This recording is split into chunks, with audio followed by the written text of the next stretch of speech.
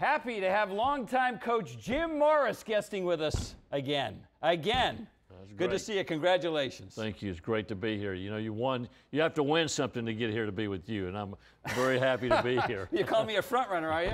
Well. You've been to the World Series 12 of your 22 years at the U, but you haven't been back in 7 years. Call it relief. Your feelings about getting back? You know, it makes me, to be honest, appreciate how hard it is to get there.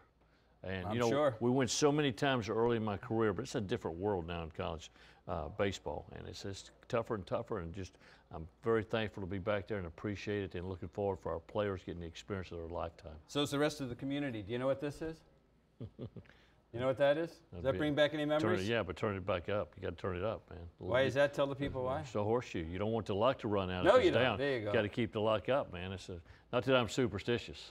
We brought one of these to your house back in 2001 when you won. Do you remember that? I put it in my tree. We hung it in a tree. I still got it. It's in my office now. It's in my office. Make sure it's this way. Yeah, make sure. Your first game is Saturday against the Florida Gators. You lost 2 out of 3 up there in Gainesville. What significance do we take out of that you lost 2 out of 3 up there, and what about playing another team from the state? Well, I mean, Florida's got possibly their best team they've had, Yeah. ever had. They got an outstanding club. Their club's a little different. They got some guys back. We got a couple guys back. Both the starting pitchers that game got hurt. Right. But our guy didn't even take the mound, and their guy threw 2 pitches. So you're going to see some different things. But they got a great club. But you know, we feel very good about our team too. You led the nation in runs scored. David Thompson was first in the country in runs batted in. Is that your game? You just go out there and you outbomb everybody? Not really. Not when you get to this level. The pitching dominates in this game. I mean, if you don't pitch, you don't win. Yeah. So most of the games are low-scoring games when you get to this level, and I would expect it to be that in the World Series. Even though, thank goodness, we went back to the ball with the low seams, and you can hit a home run.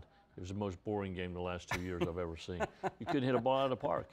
None of the kids on your team have ever been to Omaha. What do you tell them going out there? Well, I talked to them a little bit after the game yesterday about just getting ready for the greatest experience of their life, something they'll never forget, to enjoy it. And by the way, we need to win and play hard, yeah. and those things too. But I told them, kind of prepare them for it because you've been through it, and I'll do it more because it's just, after you get out there, it's just bam, bam, bam, bam, and all of a sudden you're playing. You're a 2-time national champion. You won in '99, you won in '01. What's that? It's my ring, man. Yeah, we got to flash that a little bit. But when you won out there, you only had to win 1 game in the finals. Now it's the best of 3. Which do you prefer?